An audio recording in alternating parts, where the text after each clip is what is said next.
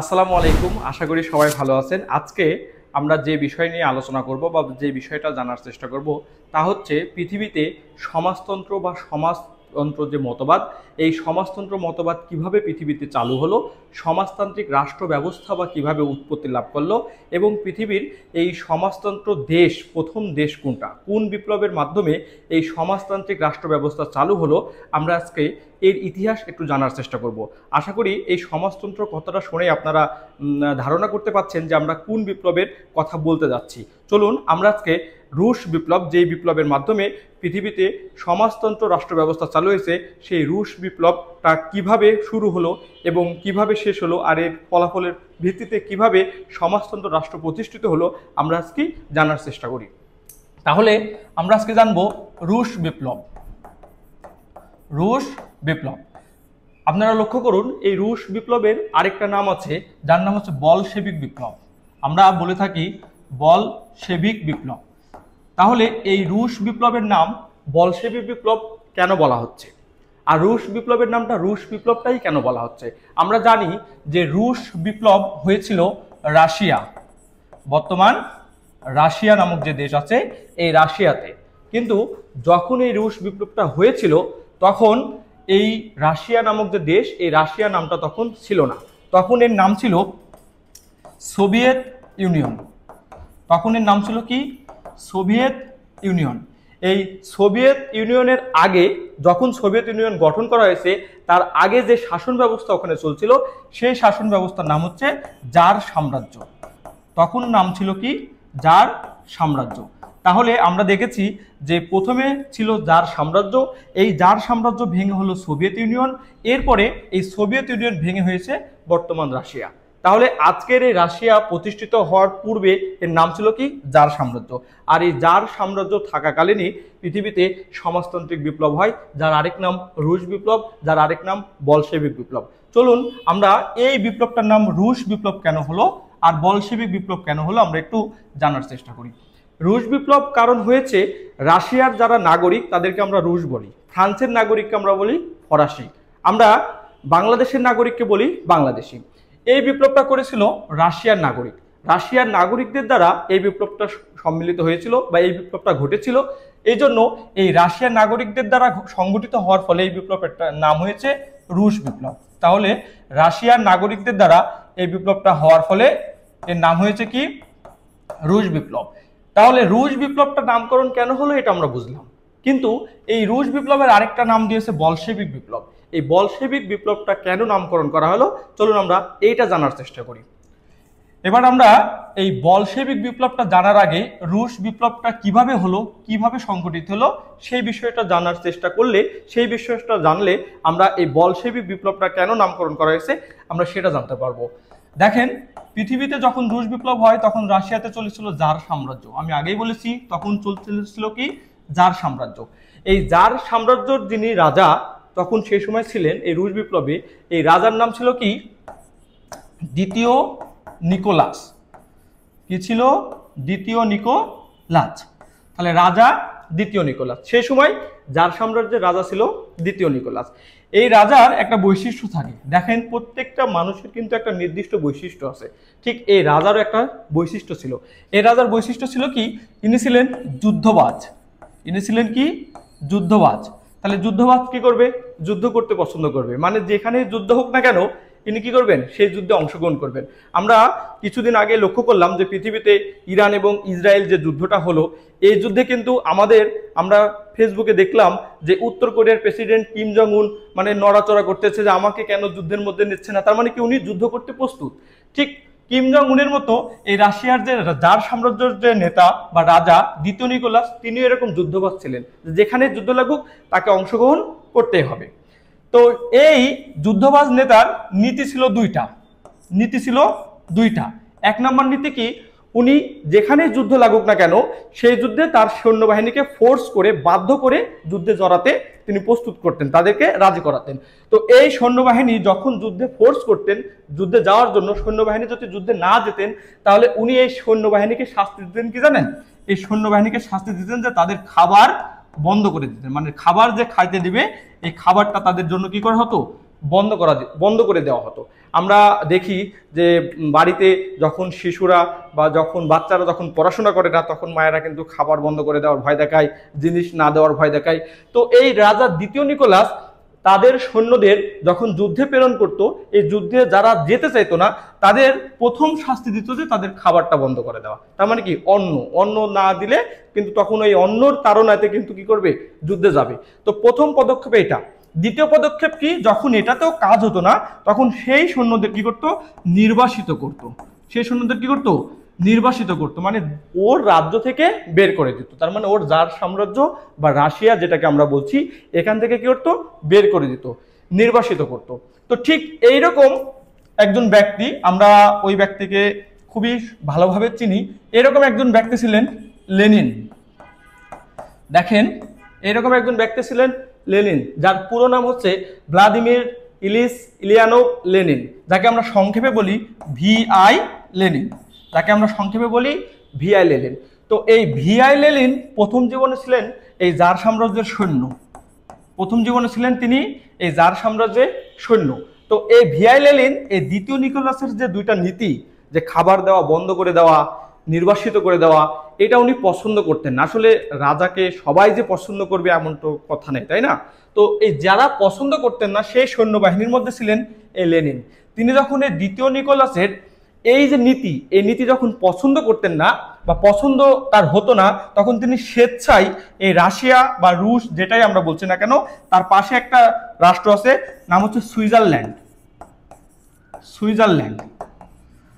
এই সুইজারল্যান্ডে এই লেনিন দ্বিতীয় নিকোলাসের এই শর্তগুলো মেনে না নিতে পেরে তিনি নিজেই নির্বাসিত হন। মানে নিজেই দেশ ত্যাগ করে, জার সাম্রাজ্য ত্যাগ করে নিজেই কি করলেন, সুইজারল্যান্ডে স্ব-ইচ্ছায় নির্বাসিত হলেন। তাহলে দেখেন, লেনিন কিন্তু ছিলেন একজন সৈন্য। তার যে রাজা দ্বিতীয় নিকোলাস, তার নীতি সে মানতে নারাজ। যখন তিনি মানবেন না, তখন রাজা তাকে নির্বাসিত করার আগেই লেনিন নিজেই স্বনির্বাসিত হলেন। চলেন এখন আমরা দেখে নিই যে লেনিন নির্বাসিত হওয়ার পরে কি ঘটনা ঘটলো। দেখেন, লেনিন যখন নির্বাসিত হলো স্ব-ইচ্ছায়, এই রাজা দ্বিতীয় নিকোলাসের সাথে তখন দুইটা যুদ্ধ হয়, দুইটা বিদ্রোহ হয়। তো আমরা প্রথম বিদ্রোহটা দেখে নিই যে প্রথম বিদ্রোহটা কার সাথে হয়েছিল। এখন দেখেন, প্রথম বিদ্রোহটা, যে কোনো বিদ্রোহ হতে গেলে কিন্তু দুইটা পক্ষ লাগে। তো প্রথম যে বিদ্রোহটা হয়েছিল, এখানে এই রাজা দ্বিতীয় নিকোলাসের সাথে, তার মানে যার রাজা দ্বিতীয় নিকোলাস, আর এই পাশে ছিল ওই লেনিন নির্বাসিত হওয়ার পরে লেনিনের সমর্থিত আরো অনেক সৈন্য আছে, যারা লেনিনকে দেখে উদ্বুদ্ধ হয় এবং রাজা দ্বিতীয় নিকোলাসের বিরুদ্ধে বিদ্রোহ করতে তারা প্রস্তুত হয়। তাহলে এই পাশে ছিল সেই বিদ্রোহ, যারা যে সৈন্যগুলা রাজা দ্বিতীয় নিকোলাসের কথা শুনতো না বা শুনতে নারাজ, তারা সবাই লেনিনের মতো নির্বাসিত না হয়ে রাজা দ্বিতীয় নিকোলাসের বিরুদ্ধে বিদ্রোহ করে বসে। তো তাহলে রাজা দ্বিতীয় নিকোলাস এবং যুদ্ধবাদে সৈন্যদের সাথে এই যুদ্ধটা হয়। সবকিছু ঘটনা কিন্তু 1917 সালের। সব আজকের যে সাম্রাজ্য পড়াচ্ছি, বা রুশ সাম্রাজ্য বা রুশ বিপ্লব বা বলশেবিক বিপ্লব যেটাই বলি না কেন, সব 1917 সালের ঘটনা। তো 1917 সালের এই বিপ্লবটা হয় ফেব্রুয়ারি মাসে। কোন মাসে? ফেব্রুয়ারি মাসে, 23শে ফেব্রুয়ারি। এই ফেব্রুয়ারি মাসে একটা জিনিস বলে রাখা ভালো, যখন এই ফেব্রুয়ারি মাস চলছে, রাশিয়ার নিজস্ব একটা ক্যালেন্ডার আছে। আপনারা জানেন কিনা, আমরা যে ক্যালেন্ডার ইউজ করি এখন, যে ক্যালেন্ডারের মাধ্যমে আমরা সময় নির্ধারণ করি বা দিন বা টাইম দেখি, এই ক্যালেন্ডারকে বলা হয় গ্রেগরিয়ান ক্যালেন্ডার। এবং রাশিয়ার যে নিজস্ব ক্যালেন্ডার ছিল, সেই ক্যালেন্ডারের নাম হচ্ছে জুলিয়ান ক্যালেন্ডার। তাহলে সেই ক্যালেন্ডারের নাম কি? Julian calendar. আর আমরা যে ক্যালেন্ডার ইউজ করি সেই ক্যালেন্ডারের নাম হচ্ছে গ্রেগরিয়ান ক্যালেন্ডার। Gregorian calendar. তো আপনারা মনে রাখতে হবে যে রাশিয়ান এই জুলিয়ান ক্যালেন্ডার এবং গ্রেগরিয়ান ক্যালেন্ডারের মধ্যে পার্থক্য হচ্ছে 13 দিনের। পার্থক্য কয় দিন? 13 দিন। তাহলে এই যে ফেব্রুয়ারি মাস, এই যে 23শে ফেব্রুয়ারিতে যে প্রথম যে বিদ্রোহ শুরু হয় জার সাম্রাজ্যের সাথে বিদ্রোহী সৈন্যদের, এই 23শে ফেব্রুয়ারিটা ছিল জুলিয়ান ক্যালেন্ডার অনুযায়ী, রাশিয়ার নিজস্ব যে ক্যালেন্ডার জুলিয়ান ক্যালেন্ডার অনুযায়ী। তাহলে এর সঙ্গে যদি 13 দিন যোগ করা হয়, তাহলে আমাদের যেটা প্রচলিত ক্যালেন্ডার আছে সেই গ্রেগরিয়ান ক্যালেন্ডার অনুযায়ী হয় 8ই মার্চ। তার মানে আমাদের প্রচলিত ক্যালেন্ডার অনুযায়ী শুরু হলো প্রথম বিদ্রোহ 8 মার্চ, এবং রাশিয়ান ক্যালেন্ডার অনুযায়ী শুরু হলো 23শে ফেব্রুয়ারি। দেখেন, 8 মার্চ কিন্তু বিশ্ব নারী দিবস। বিশ্ব নারী দিবস। তাহলে নারী দিবসের দিন প্রথম কি হয়? এই বিদ্রোহটা শুরু হয়। এই বিদ্রোহে যার কি হয়, যার সাম্রাজ্যর বা যার দ্বিতীয় নিকোলাসের পতন হয় এবং বিজয়ী হয় সৈন্যরা, এবং যার দ্বিতীয় নিকোলাসকে কি করা হয়, বন্দী করে রাখা হয়। দেখেন তাহলে প্রথম বিদ্রোহতে জয়ী লাভ করলো কারা, সৈন্যপক্ষ, এবং যার দ্বিতীয় নিকোলাসকে কি করলো, বন্দী করা হলো। দেখেন এখন যদি যার দ্বিতীয় নিকোলাস যখন বন্দী হয়ে গেল, তাহলে এখন তো রাশিয়ার যে যার সাম্রাজ্য, সেই সাম্রাজ্যের পতন হয়ে গেল। এখন কি দেশ চালাতে হবে, দেশ চালাতে হলে তো একটা সরকার ব্যবস্থা হোক বা একজন নেতা হোক, কাউকে আসা লাগবে। যেরকম বাংলাদেশে একটা আমরা বিপ্লব দেখলাম রিসেন্টলি, জুলাই বিপ্লব। জুলাই বিপ্লবের পর যখন সরকার পলায়ন করলো, তখন কিন্তু দেশে আর সরকার থাকলো না, তখন কিন্তু তাৎক্ষণিকভাবে দু একদিনের মধ্যেই দেশ অস্থিতিশীল বিরাজমান করছিল। সেটা থামানোর জন্য কিন্তু আমরা ইন্টারিম বা কি করে আমরা অভ্যন্তরীণ যে সরকার ব্যবস্থা, অন্তর্বর্তীকালীন সরকার ব্যবস্থা কিন্তু গঠন করা হয়। তাহলে রাশিয়ার যখন দ্বিতীয় নিকোলাসকে বন্দী করা হলো, তাহলে দেশে তো রাশিয়াতে যার সাম্রাজ্য এখন কি অস্থিতিশীল বিরাজ করতেছে, সেই অস্থিতিশীল পরিবেশ থামানোর জন্য, স্থিতিশীল করার জন্য সেখানেও অন্তর্বর্তীকালীন সরকার ব্যবস্থা গঠন করা হয়। তো এই অন্তর্বর্তীকালীন সরকার ব্যবস্থার কারা ছিল বা কে গ্রহণ করলো, চলেন আমরা একটু দেখার চেষ্টা করি। এই রাজা দ্বিতীয় নিকোলাসের সময় তারই অধীনে চাকরি করত, নাম হচ্ছে কেরোনেস্কি। কেরোনেস্কি, এই কেরোনেস্কি নামক একজন ভদ্রলোক, এই কেরোনেস্কি নামক একজন ভদ্রলোক, তাকে ওই সৈন্যবাহিনীরা সবাই সমর্থিত করলো এবং কেরোনেস্কিকে প্রধান করে অন্তর্বর্তীকালীন সরকার ব্যবস্থা গঠন করে। তাহলে আমরা বুঝলাম রাজা দ্বিতীয় নিকোলাস পরাজিত হওয়ার পরে, তাকে বন্দী করার পরে সেই দেশে অন্তর্বর্তীকালীন সরকার গঠন করা হয়। সেই অন্তর্বর্তীকালীন সরকারের প্রধান হচ্ছে কেরোনেস্কি, তাই ওই সরকার ব্যবস্থাকে বলা হয় কেরোনেস্কি সরকার। এরপরে দেখেন এখন এই কেরোনেস্কি সরকার গোটা রাশিয়ার যে অস্থিতিশীল পরিবেশ চলছে, যার সাম্রাজ্যের পতন হওয়ার পরে এই অস্থিতিশীল পরিবেশ থামানোর জন্য তিনি একটা বাহিনী গঠন করলেন। সেই বাহিনীর নাম কি, সেই বাহিনীর নাম হচ্ছে বুখারিন বাহিনী। সেই বাহিনীর নাম কি, বুখারিন বাহিনী। কিন্তু এই কেরোনেস্কি সরকার এই বুখারিন বাহিনী দিয়ে যখন এই রাশিয়ার জার সাম্রাজ্যের পতনের পরে দেশের অস্থিতিশীল অবস্থাকে তিনি স্থিতিশীল করার যখন চেষ্টা চালাচ্ছিলেন, তখন তিনি স্বৈর শাসকের মতো তিনি আচরণ করতে শুরু করে দেন। তিনি সাধারণ জনগণের উপরে অত্যাচার, নির্বিচার অত্যাচার করতে শুরু করে দেন, যার ফলে সাধারণ জনতা এই কেরোনেস্কি সরকারকে মেনে নিতে পারে না। এখন বর্তমান সময়ে যদি আমাদের ইন্টারিম সরকার, অন্তর্বর্তীকালীন সরকার, ডক্টর ইউনূস সরকার যদি সাধারণ জনগণের বিরুদ্ধাচরণ আচরণ করে, তাহলে সাধারণ জনগণ কিন্তু এই অন্তর্বর্তীকালীন সরকারকে কি করবে, মেনে নেবে না, তার বিরুদ্ধে কি করবে, বিদ্রোহ ঘোষণা করবে। ঠিক সেই সময় এই কেরোনেস্কি সরকার তার বুখারিন বাহিনী দিয়ে রাশিয়ার যে জার সাম্রাজ্য ছিল, এই সাম্রাজ্যে অস্থিতিশীল পরিবেশ সামাল দেওয়ার জন্য এইরকম জনগণের উপরে নির্বিচার অত্যাচার বাড়িয়ে তুলেছিল, যে কারণে সাধারণ জনগণ এই কেরোনেস্কি সরকারকে মেনে নিতে পারেনি। এই জন্য এই সাধারণ জনগণের সঙ্গে কেরোনেস্কি সরকারের কি হয়, দ্বন্দ্ব বেঁধে যায়। তাহলে কি, সাধারণ জনতার সাথে এই কেরোনেস্কি সরকারের কি হয়, দ্বন্দ্ব বেঁধে যায়, যুদ্ধ বেঁধে যায়। এই খবর আপনারা কিন্তু ইতিমধ্যে জেনেছেন যে এইদিকে কেরোনেস্কি সরকার গঠন হওয়ার আগে এইদিকে সুইজারল্যান্ডে কে যেন একজন নির্বাসিত হয়েছিল স্বইচ্ছায়, মনে আছে আপনাদের নাম? অবশ্যই মনে আছে, আশা করি মনে আছে, নাম হচ্ছে লেনিন। এই লেনিন এখান থেকে, সুইজারল্যান্ড থেকে সংবাদ পেল যে তার দেশে এই জার সাম্রাজ্যের রাজা দ্বিতীয় নিকোলাসের পতন হয়েছে।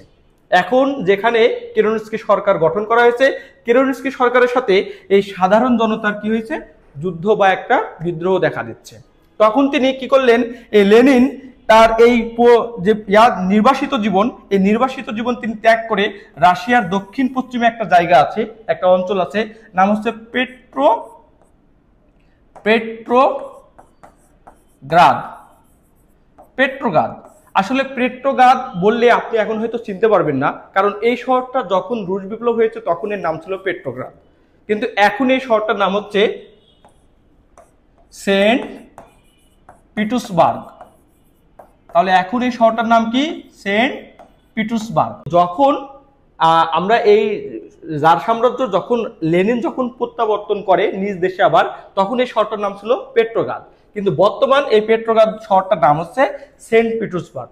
তো এই লেনিন যখন সুইজারল্যান্ডে ছিলেন, নির্বাসিত জীবন কাটাচ্ছিলেন, তখন এক দার্শনিকদের দ্বারা তিনি প্রভাবিত হয়েছিলেন। কোন দার্শনিক? জার্মান দার্শনিক একজন নাম, জার্মান দার্শনিক নাম হচ্ছে কার্ল মার্কস। কার্ল মার্কস, এই জার্মান দার্শনিক কার্ল মার্কস তিনি আধুনিক সমাজতন্ত্রের নেতা বলা হয়। এই জার্মানির যে কার্ল মার্কস তিনি দার্শনিক, তিনি সমাজতন্ত্রের আধুনিক সমাজতন্ত্রের নেতা বলা হয়, কারণ তিনি দুইটা বই লিখেছিলেন। একটা বইয়ের নাম হচ্ছে ডাস capital,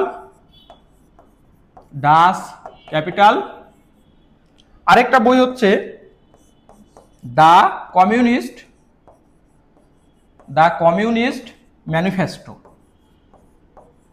manifesto, the communist manifesto. তার মানে একটা বই লিখেছিল দাস ক্যাপিটাল এবং আরেকটা বইয়ের নাম হচ্ছে দ্য কমিউনিস্ট ম্যানিফেস্টো।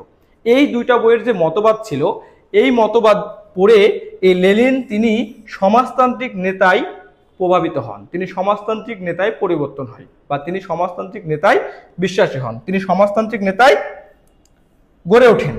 এখন তিনি সমাজতান্ত্রিক নেতা হয়ে সুইজারল্যান্ড থেকে তিনি নিজ দেশে এই সেন্ট পিটার্সবার্গ প্রত্যাবর্তন করেন এবং পিটার্সবার্গ থেকে তিনি লক্ষ্য করলেন যে কেরেনস্কি সরকারের সাথে সাধারণ জনতার একটা বিদ্রোহ বা একটা যুদ্ধ ভাব বা তাদের সাথে একটা সংঘর্ষ বা বিদ্রোহ হচ্ছে। তখন তিনি কি করলেন, এই লেনিন তিনি কেরেনস্কি সরকারের পক্ষ না নিয়ে এই সাধারণ জনতার পক্ষ নিলেন। লেনিন এই সাধারণ জনতার পক্ষ নিলেন এবং লেনিন যখন এই সাধারণ জনতার পক্ষ নিলেন তখন লেনিনের সাথে তার যে আগেকার সৈন্যবাহিনী ছিল, যারা রাজা দ্বিতীয় নিকোলাসকে পরাজিত করেছিল, সেই সৈন্যবাহিনীরাও যোগদান করলো। তাহলে দেখেন, এদিকে আছে কেরেনস্কি সরকারের বাহিনী বুখারিন, আর এইদিকে আছে সাধারণ জনতা, এদিকে আছে লেনিন এবং এদিকে আছে সৈন্যবাহিনী। তাহলে দেখেন তো এখানে জনগণ বেশি না কম? আমরা নিশ্চয়ই বুঝতে পারছি যে সারা দেশের সাধারণ জনগণ, লেনিন এবং সৈন্য, অনেক দল। তো যখন অনেক দল, এই দলে যখন লোকজন ভারী হয়ে গেছে, তখন এই দলটার নাম দিচ্ছি আমরা বলশেভিক। তখন এই দলটার নাম দিচ্ছি আমরা বলশেভিক।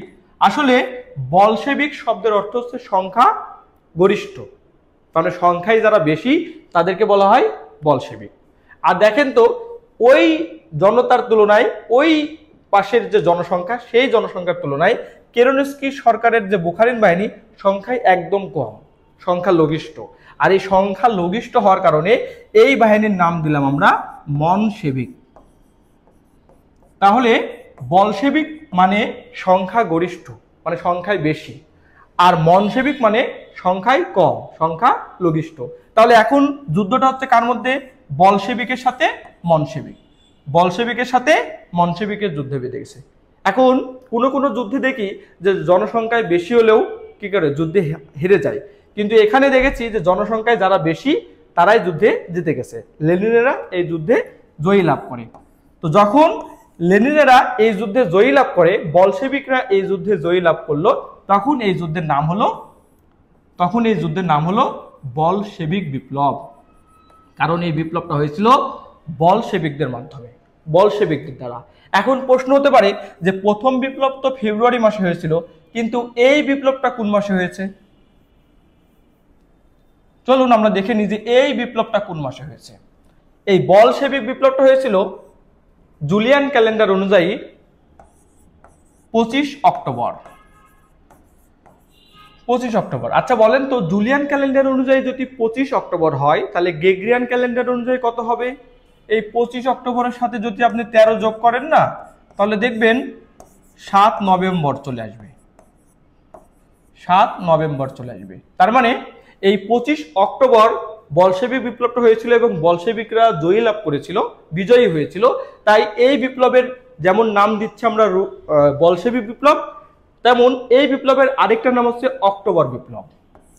তার মানে যেইটা অক্টোবর বিপ্লব ওইটাই বলশেভিক বিপ্লব, যেইটা বলশেভিক বিপ্লব ওইটাই রুশ বিপ্লব। বুঝতে পারছেন তো? মানে রুশ বিপ্লব কেন নাম হলো? রাশিয়ার নাগরিকদের দ্বারা বিদ্রোহটা হয়েছে, আর রাশিয়ার নাগরিকদের রুশ বলা হয়, তাই এটা রুশ বিপ্লব। বলশেভিক মানে কি? সংখ্যায় অনেক গরিষ্ঠ, তাই এরা সংখ্যায় গরিষ্ঠ হওয়ার ফলে এই বিদ্রোহটা হয়েছিল আর এবং জয়লাভ করেছিল, তাই এর নাম হচ্ছে বলশেভিক। আচ্ছা, অক্টোবর বিপ্লব কেন? কারণ রাশিয়ার জুলিয়ান ক্যালেন্ডার অনুযায়ী 25 অক্টোবর এই বিপ্লবটা শুরু হয়েছিল, তাই এই বিপ্লবটার আরেক নাম হচ্ছে অক্টোবর বিপ্লব। আচ্ছা, কখনো কখনো পরীক্ষাতে আসে যে এই রুশ বিপ্লবকে আবার 10 দিনের বিপ্লব বলা হয়। কেন? কারণ যখন 25 অক্টোবর শুরু হয় আর 13 দিন 7 নভেম্বর জুলিয়ান ক্যালেন্ডার অনুযায়ী কিন্তু 7 নভেম্বর শেষ হয়, আর 25 অক্টোবর জুলিয়ান ক্যালেন্ডার অনুযায়ী শুরু হয়েছে, তখন আমাদের গ্রেগরিয়ান ক্যালেন্ডার অনুযায়ী 7 নভেম্বর শুরু হয়েছে। আর জুলিয়ান ক্যালেন্ডার অনুযায়ী যখন 7 নভেম্বর শেষ হবে, তখন গ্রেগরিয়ান ক্যালেন্ডার অনুযায়ী কিন্তু 7-এর সাথে 13 যোগ করলে কত হবে? 20 নভেম্বর কিন্তু শেষ হবে। 20 নভেম্বর কিন্তু শেষ হবে। তো এই যুদ্ধটা ছিল 13 দিনের, কিন্তু ইতিহাসে 13 দিন না বলে এই যুদ্ধটাকে 10 দিনের বিপ্লব বলা হয়। তো পরীক্ষাতে কখনো যদি আসে যে ইতিহাসে 10 দিনের বিপ্লব বলতে কি বুঝেন, তখন কিন্তু আপনারা বলবেন যে এই রুশ বিপ্লবের আরেক নাম হচ্ছে 10 দিনের বিপ্লব। আচ্ছা, এই রুশ বিপ্লবের আরেকটা নাম আছে। দেখেন একটা বিপ্লবের কত নাম। এই রুশ বিপ্লবের আরেকটা নাম হচ্ছে সমাজতান্ত্রিক বিপ্লব।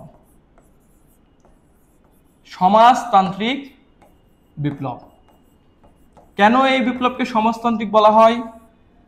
কারণ সমাজতান্ত্রিক নেতা ভিয়াই লেনিন তিনি এই বিপ্লবের মাধ্যমে পরবর্তী জার সাম্রাজ্যের পতন ঘটিয়ে, কেরেনস্কি সরকারের পতন ঘটিয়ে তিনি 1922 সালে তিনি ইউএসএসআর প্রতিষ্ঠা করেন রাশিয়াতে।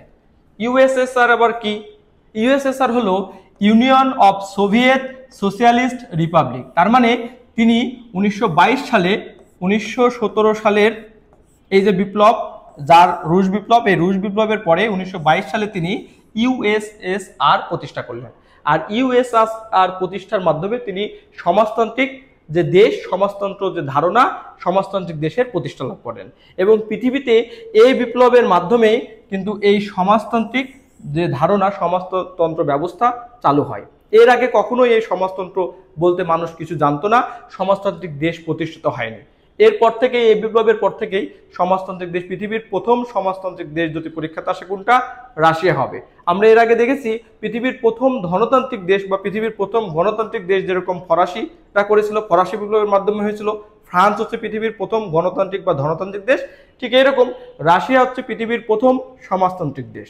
চলুন এবার আমরা দেখি যে এই বিপ্লবটা তো শুরু হয়েছে 1919 সালে, 1917 সালে। তাহলে 1922 সালে এসে ইউএসএসআর প্রতিষ্ঠা লাভ করলো। তাহলে এই সময়টাতে কি হয়েছে দেখেন, আমরা দেখেছি 1917 সালে একটা দেখেছি 23শে ফেব্রুয়ারি মাধ্যমে একটা বিপ্লব হয়েছে। এটা ছিল জার সাম্রাজ্য পতন করেছিল।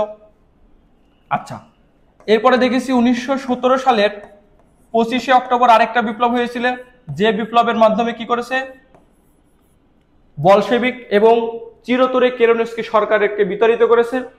এই যে কেরেনস্কি সরকার, 1917 সালের 25শে অক্টোবর থেকে শুরু হয়, তার যুদ্ধ 25 অক্টোবর থেকে শুরু হয় এবং কেরেনস্কি সরকারের সাথে 1921 সাল, দীর্ঘ 4 বছর কেরেনস্কি সরকারের পতনের পর দীর্ঘ 4 বছর রাশিয়াতে কি হয়, গৃহযুদ্ধ ছিল। 4 বছর রাশিয়াতে গৃহযুদ্ধ হয়েছিল। 4 বছর রাশিয়াতে কি হয়েছিল, গৃহযুদ্ধ হয়েছিল। আর এই গৃহযুদ্ধের অবসান ঘটিয়ে ভিয়াই লেনিন 1922 সালে এসে পৃথিবীতে নতুন এক রাষ্ট্র ব্যবস্থা চালু করে, তার নাম হচ্ছে সমাজতান্ত্রিক রাষ্ট্র বা ইউএসএসআর। আমরা পরবর্তীতে দেখি যে এই ইউএসএসআর 1991 সালে যে আবার ভেঙে যায় এবং ভেঙে আজকের যে বর্তমান রাশিয়া, এই রাশিয়া নামক একটা দেশের প্রতিষ্ঠা লাভ করে। তাহলে দেখেন এই বিপ্লবের নেতাকে পরীক্ষাতে আসে, যে কোনো একটা বিপ্লবের নেতা থাকে, এই বিপ্লবের নেতাকে, এই বিপ্লবের নেতা আমরা দেখলাম যে ভিয়াই লেনিন। তাহলে এই যে এই বিপ্লবের নেতা থেকে প্রশ্ন আসে যে সমাজতান্ত্রিক ব্যবস্থা প্রথম চালু হয় কোন দেশে, রাশিয়াতে। সমাজতান্ত্রিক ব্যবস্থার জনককে, তখন আমরা বলবো কি, কার্ল মার্কস। কার্ল মার্কস কোন দেশের দার্শনিক? কার্ল মার্কস জার্মানির দার্শনিক। আশা করি আপনারা রুশ বিপ্লব সম্পর্কে জেনেছেন। রুশ বিপ্লব কিভাবে সৃষ্টি হলো, কেমন হলো, এর ফলাফলটা কি আমরা জানতে পেরেছি। আশা করি জানার চেষ্টা করেছি, জানতে পেরেছি। আবারও নতুন কোনো সমস্যা, নতুন কোনো ক্লাস নিয়ে আপনাদের মাঝে হাজির হব। ততক্ষণে সুস্থ থাকেন, ভালো থাকেন। আল্লাহ হাফিজ।